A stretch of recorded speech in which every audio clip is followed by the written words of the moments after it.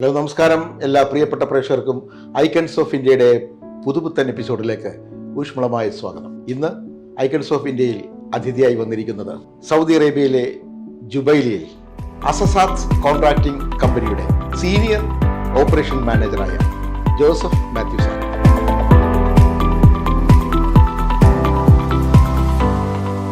Joseph Mathew sir, icons of ഇന്ത്യയിലേക്ക് സ്വാഗതം. Thank you sir. Asasat contracting company, അതെ, അതിൻ്റെ വിശേഷങ്ങളിലൂടെ ആവട്ടെ തുടക്കം. പറഞ്ഞോളൂ sir. Asasat contracting company 2005 Saudi അറേബ്യയിൽ സ്റ്റാർട്ട് ചെയ്ത കമ്പനിയാണ്. ഇപ്പോൾ ഇതൊരു ലിമിറ്റഡ് കമ്പനിയായിട്ട് വർക്ക് ചെയ്യുന്നു.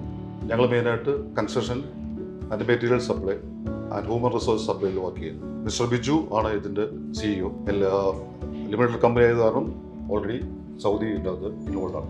ഓക്കെ, എന്തൊക്കെ സർവീസുകളാണ് നമ്മൾ കൊടുക്കുന്നത്? മെയിനായിട്ട് ഞങ്ങൾ കൺസ്ട്രക്ഷൻ്റെ വർക്കാണ് ചെയ്യുന്നത്. മെയിൻ EPC കമ്പനികളുടെ സബ് കോൺട്രാക്ടേഴ്സ് ചെയ്യുന്നുണ്ട്. പിന്നെ അവർക്ക് വേണ്ടി മെറ്റീരിയൽസ് എല്ലാ കമ്പനിക്കും സപ്ലൈ ചെയ്യുന്നുണ്ട്. ഓക്കെ, കൂടാതെ ഹ്യൂമൻ റിസോഴ്സ് മാൻപവർ സപ്ലൈ ചെയ്യുന്നുണ്ട്. അപ്പോൾ ഏകദേശം എന്താണ് അസസാത്ത് കോൺട്രാക്ടിംഗ് കമ്പനി എന്നുള്ളത് കുറച്ച് ഇതിൽ പറഞ്ഞു. ഇനി കൂടുതൽ വിശേഷങ്ങളിലേക്ക് നമുക്ക് പിന്നീട് വരാം. അതിനു മുമ്പ് നമുക്ക് നാട്ടിലേക്ക് പോവാം. സാറിൻ്റെ നാട്? എൻ്റെ നാട് കോട്ടയമാണ്. കോട്ടയത്താണ് താമസിക്കുന്നത്. പക്ഷെ ശരിക്കുള്ള നാട് തലവടി എന്ന് പറയും. തലവടി കോട്ടയത്തിനടുത്താണ് അല്ലേ? താമസിക്കുന്നത് തലവടിയിലാണ്. അപ്പൊ തലവടിയിൽ എവിടെ ജനിച്ചു? ഏത് തറവാട്ടിൽ? ആരുടെ മകനായിട്ട്? തലവടിയിൽ മാമൂട്ടിൽ എന്ന കുടുംബത്തിലാണ് ജനിച്ചത്. മാമൂട്ടിൽ.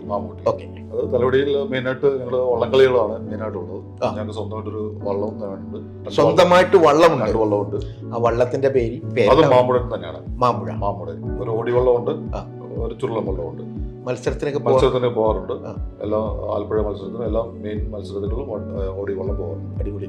അപ്പൊ നല്ല തുഴച്ചിൽക്കാരനായിരിക്കും. നല്ല തുഴച്ചിൽക്കാരാണ്. നല്ല നീന്തൽക്കാരനാണ്. അതെ.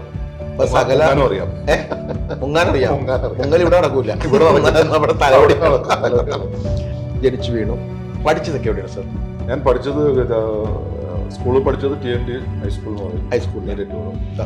ഡിഗ്രിയൊക്കെ പഠിച്ചത് നാഗ്പൂരിലാണ്. പിന്നെ അടുത്ത് ഞാൻ ഇലക്ട്രോണിക്സ് ഡിപ്ലോമ കഴിഞ്ഞു. ഓക്കെ, ഇലക്ട്രോണിക്കിലേക്ക് തിരിഞ്ഞു. ഡിപ്ലോമ കഴിഞ്ഞിട്ട് ഞാൻ ഒനിഡ ടിവിയിൽ വർക്ക് ചെയ്തു. അപ്പൊ ആദ്യത്തെ സാറിന്റെ ജോലി ഒനിഡ ടിവിയിൽ എന്തായിരുന്നു പോസ്റ്റ്? അത് സർവീസ് എഞ്ചിനീയർ ആയിട്ട് സാറ് വർക്ക് ചെയ്തു. എത്ര നാൾ വർക്ക് ചെയ്തു അവിടെ? ഒരു 5 വർഷം വർക്ക് ചെയ്തു. 5 വർഷം വർക്ക് ചെയ്തു. ഓക്കെ. അപ്പൊ അതിനുശേഷം സാറ് പിന്നെ എന്താണ് സാർ ചെയ്തത്? അത് നേരെ സൗദിയിലേക്ക് വരികയായിരുന്നോ? അത് വരാണ്ടായ കാരണം എന്തായിരുന്നു? അവിടെ തന്നെ നിന്നുകൊണ്ട് ഞാൻ മറ്റു കാര്യങ്ങൾ ഡിഗ്രി കംപ്ലീറ്റ് ചെയ്തു. ഓക്കെ. അവിടെ ജോലിയിൽ തന്നെ നിന്നുകൊണ്ട് തന്നെ MBA എടുത്തു. LLB എടുത്തു. അഡ്വക്കറ്റ് ആണ്? അതെ. അപ്പൊ നമ്മുടെ നാട്ടിലൊരു അഡ്വക്കറ്റ് ആണ് ഇപ്പൊ സൗദിയിൽ വന്ന് ഈ ഒരു ഓപ്പറേഷൻ സീനിയർ ഓപ്പറേഷൻ മാനേജറായിട്ട് ഇരിക്കുന്നത്. എന്തുകൊണ്ടാണ് അപ്പൊ നമ്മുടെ LLB എടുത്ത വ്യക്തി നേരെ സൗദിയിലേക്ക് വന്നത്? എന്റെ ഫ്രണ്ടിന്റെ കമ്പനിയാണ്. പ്രൊമോട്ട് ചെയ്യാറുണ്ട്. അപ്പൊ അവിടെ സാർ കേസൊക്കെ അറ്റൻഡ് ചെയ്യണ്ടേ? അവിടെ കേസുണ്ട്. ഞങ്ങളൊരു ഓഫീസുണ്ട്. അപ്പൊ എന്റെ കൊളീഗ്സ് ഉണ്ട് അവിടെ. ഓക്കെ. അപ്പൊ ഇവിടെ വരുന്നതിന് മുമ്പ് സാർ അവിടെ അഡ്വക്കറ്റ് ആയിട്ട് അല്ലേ? പിന്നെ നമ്മൾ നേരെ സൗദി അറേബ്യയിൽ ജുബൈലിലേക്ക് വന്നു. ആരാണ് കൊണ്ടുവന്നത്? ജുബൈൽ എന്റെ ബ്രദറാണ്. ബ്രദറിന്റെ പേരെന്താണ്? തോമസ് മാമൂടെ. അപ്പൊ സാർ ഇവിടെ സൗദി അറേബ്യയിൽ വരാനുള്ള കാരണം സാറിന്റെ ബ്രദർ തന്നെയാണ്. ആദ്യത്തെ നന്ദി സാറിന്റെ ബ്രദർ തന്നെ കൊടുക്കാറുണ്ട് അല്ലേ? ഓക്കെ. ആദ്യം ചെയ്ത ജോലി എന്തായിരുന്നു? ഞാനൊരു കമ്പനിയിൽ മാർക്കറ്റിംഗ് മാനേജറായിട്ട്.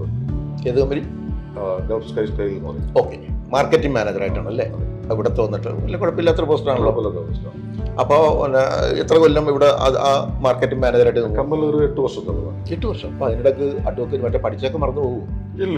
ഇടയ്ക്ക് നാട്ടിൽ പോകാറുണ്ട്. ഇടയ്ക്ക് പ്രാക്ടീസ് നാട്ടിൽ പോകുന്നുണ്ട്. കുറച്ച് നാളിന് ശേഷം നമ്മൾ വീട്ടിൽ കേസ് വാദിക്കാനല്ലാതെ നമ്മൾ ഒരു പോക്കുണ്ടല്ലോ.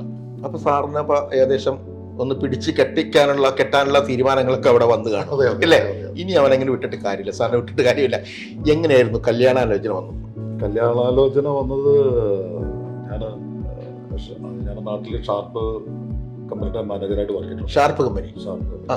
അപ്പോൾ ആ ഒരു കാലഘട്ടത്തിൽ ഒരു ഡീലർ വിസിറ്റ് ചെയ്യുമ്പോൾ അടുത്ത ഒരു കടയിലെ ഒരു കുട്ടിയാണ് വൈഫായിട്ട് ഇപ്പൊ എൻ്റെ കൂടെ ഒരു ആളാണ്. ഒരു കുട്ടിയുണ്ട്. ഇഷ്ടപ്പെട്ടു.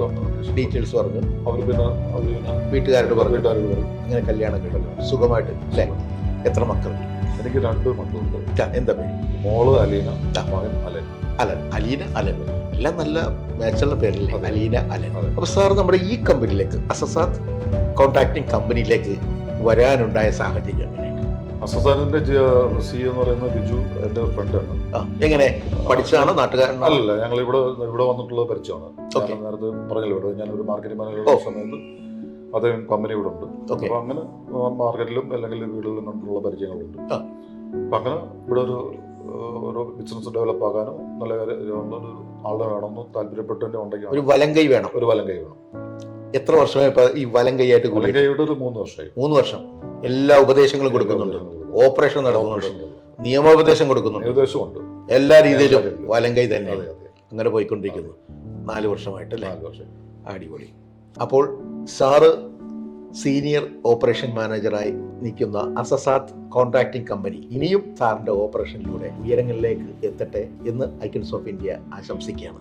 ഇത്രയും നേരം രസകരമായ രീതിയിൽ സാറിൻ്റെ വിശേഷങ്ങൾ പങ്കുവച്ച് വളരെ നന്ദി. ഐക്കൺസ് ഓഫ് ഇന്ത്യയുടെ എല്ലാവിധ നന്ദി രേഖപ്പെടുത്തുന്നു. Thank you sir. Thank you.